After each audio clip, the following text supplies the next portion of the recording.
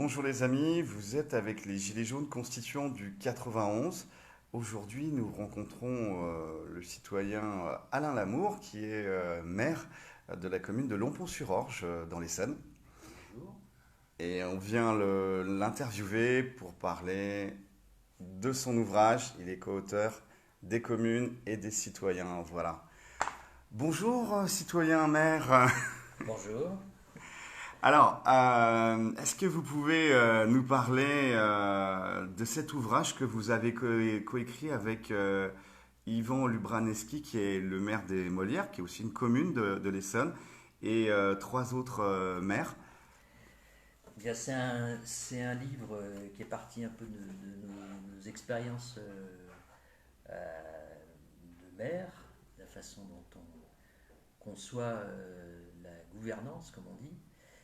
Euh, et donc, fort de nos expériences de démocratie participative, on s'est dit que ce serait pas mal de le porter un peu plus loin et surtout à l'approche des élections municipales, d'inciter les gens à s'engager, puisque le livre s'appelle Des communes et des citoyens. Engagez-vous, et le mot engagez-vous, il est très important. Ça part aussi d'un constat qui est que on voit bien que notre système politique est un peu à bout de souffle.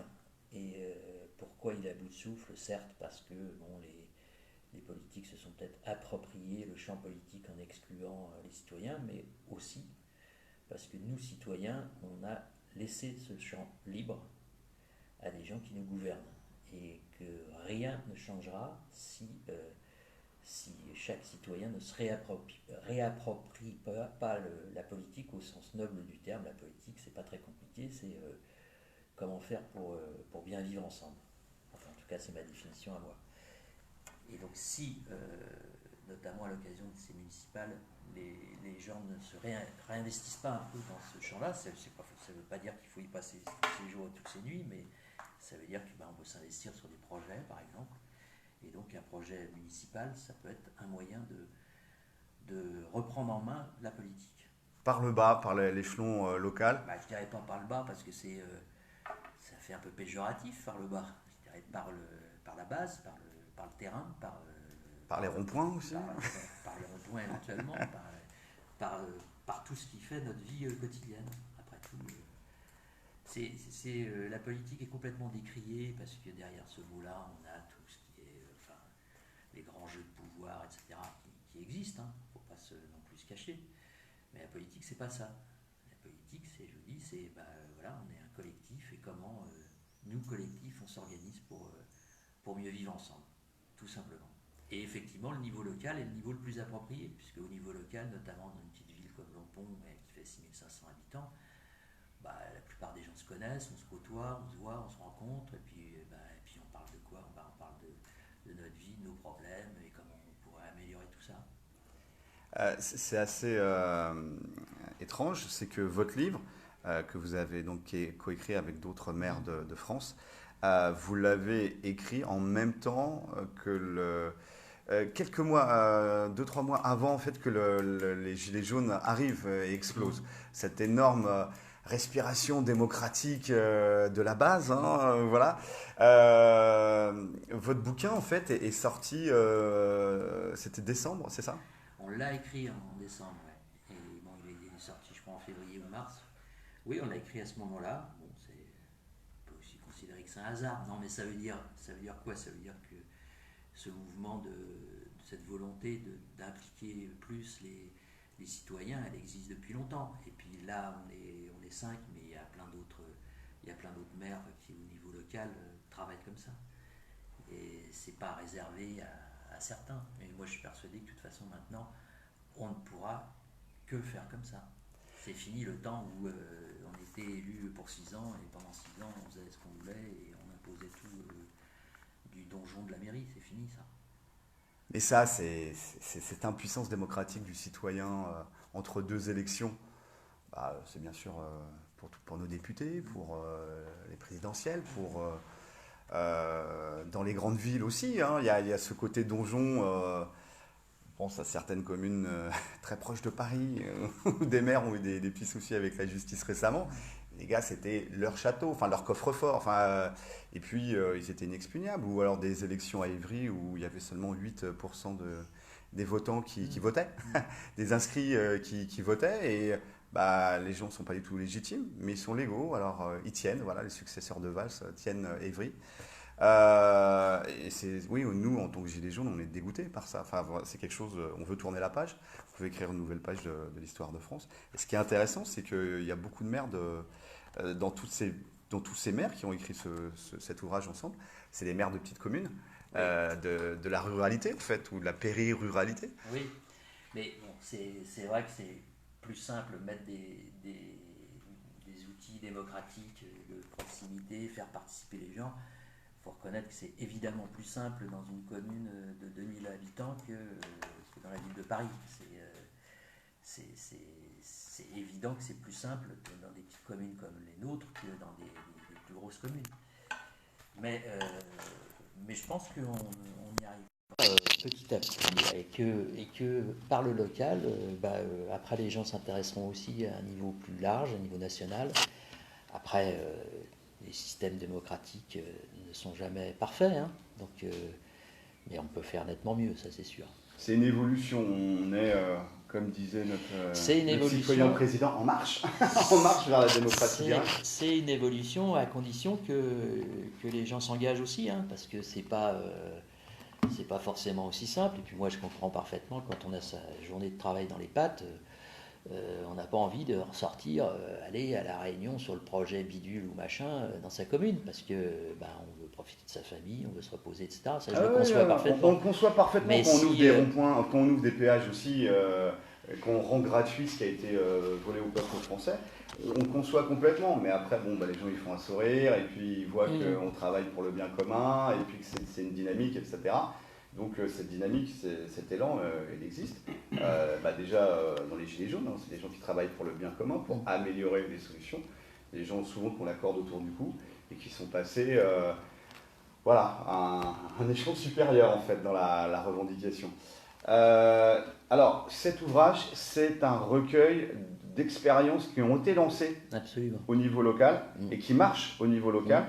Bien sûr, vous n'allez pas pouvoir parler des expériences de vos collègues, j'imagine, mais au moins de la vôtre, dans votre commune, ce que vous avez monté comme système de démocratie directe qui implique les citoyens et qui coupe un petit peu tout le millefeuille administratif, enfin qui court-circuite ce millefeuille administratif.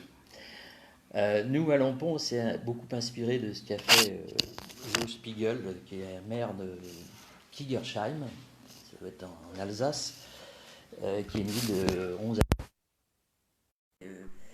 qui est parti du principe que on pouvait pas construire les projets sans trois acteurs principaux, les trois acteurs étant les habitants, les élus et les experts, et qu'il fallait briser ce duo élu-expert qui avait tendance à monopoliser tout le débat public et à construire tous les projets. À être dans l'entre-soi finalement. Un petit peu aussi. Et qui dit entre-soi, c'est quand même une tentative. Enfin, on n'est pas dupe au niveau corruption. Il y a beaucoup de maires de petites communes qui mouillent le maillot et on sait très bien qu'ils ne sont pas maires pour la gamelle.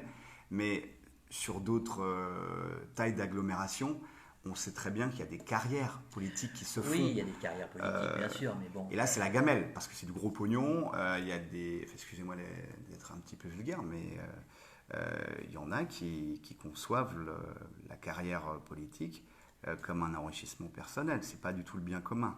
Et à un moment, ils se font pincer quand même par la justice et ils prennent je sais pas combien, mais sur tous les marchés publics, sur tous les appels d'offres, etc., il y a tellement de magouilles, le financement des partis politiques, ça va dans tous les sens. Alors évidemment, vous, comme vous êtes maire, on ne va pas vous demander de vous prononcer là-dessus, on ne voudrait pas vous mettre en porte-à-faux, etc. Mais sachez en tout cas qu'on est conscient de ça, on n'est pas dupe. C'est pas parce qu'on est descendant, comme disait l'autre François Hollande, le grand président François Hollande, charismatique, ou qu'on est des irréductibles crétins comme considèrent des gens de rien, des gens qui traînent dans les gares, comme nous méprise notre président. On n'en est pas dupe. Voilà, on a éteint notre télé, on regarde plus Hanouna. Voilà, tous les soirs, on essaye de monter le niveau. Donc, on sait très bien que la carrière politique, pour certains maires de grandes agglomérations en tout cas, c'est un tremplin, c'est la gamelle. Et là, on a finalement votre réponse, c'est-à-dire casser cet entre-soi qui amène souvent à la corruption, mettre le... C'est pas forcément. Bon, la corruption, ça existe, ça existera toujours. Voilà. C'est pas tellement une histoire de corruption, c'est une histoire de, de construire les projets avec les principaux intéressés, c'est-à-dire avec les habitants. Et nous, par exemple, on avait un projet immobilier assez important, puisque fait chaud, Voilà. hein. Bah, le téléphone, ouais, c'est un téléphone chinois, il résiste mal à la température. Et donc, qu'est-ce qu'on a fait sur ce projet? On a réuni des ateliers avec des habitants et il y a eu une séance de travail où on a donné des feuilles aux habitants avec des gommettes, logements sociaux, pavillons, etc. et tout. Et on leur a dit, allez-y, vous construisez le quartier.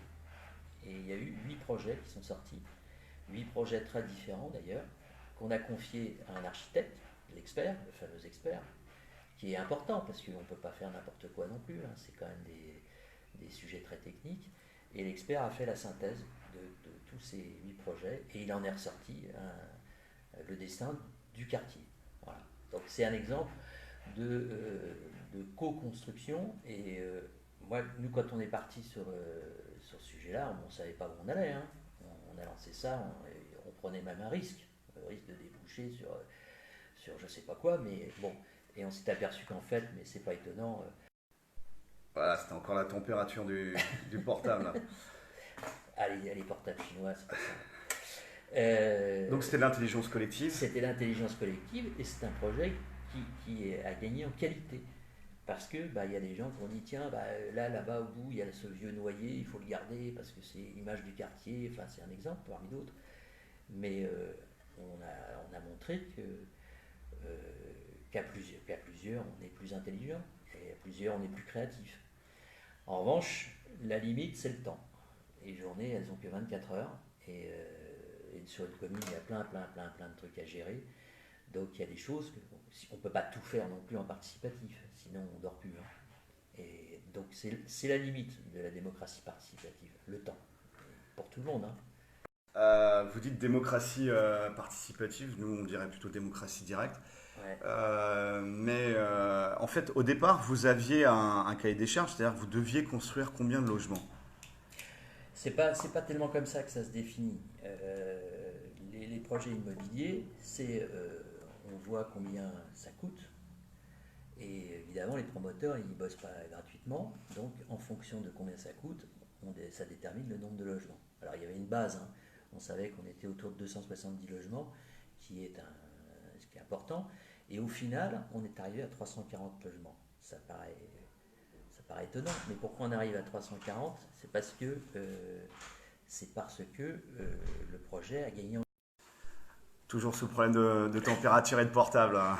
Donc je disais que on est passé de 270 logements à 340 au final, parce que le projet était de qualité, il comprend une coulée verte, un parc, des pistes cyclables, etc. Et d'ailleurs, on a eu un jour où on a posé clairement la question, est-ce que vous préférez qu'on reste à 270 logements, mais on enlève la coulée verte, les trucs, parce qu'on ne sait pas le financer, ou est-ce que vous préférez qu'on monte à 340 logements pour avoir un quartier de qualité? Et c'est ce choix-là qui a été fait. Et donc, par l'intelligence collective de ces commissions citoyennes, vous avez réussi finalement à caser plus de logements dans le même... La question n'était pas de caser des logements. C'est pas ça le problème. Le problème, c'est de construire un... Voilà, on va finir parce que la température il va vraiment lâcher le téléphone portable. En tout cas, merci Monsieur le maire de ce temps que vous nous avez accordé. On va faire un zoom sur votre livre que vous avez coécrit avec d'autres maires de petites communes qui relatent leurs expériences réussies de démocratie directe, de participation citoyenne au processus démocratique. Dans votre cas, c'est dans un programme d'aménagement immobilier. Voilà. Et puis c'est surtout un livre qui incite les gens, c'est marqué là, hein, engagez-vous. Et vous avez une adresse mail que vous pouvez rejoindre, descommunautés et des citoyens.fr, sur lequel les gens qui veulent participer aux prochaines élections municipales peuvent s'inscrire. On les met en relation. Voilà, voilà, merci pour tout, monsieur le maire. Avant que Je le vous en portable prie. lâche, voilà, des communes et des citoyens, engagez-vous, voilà, vers la démocratie directe. Force et honneur, merci beaucoup.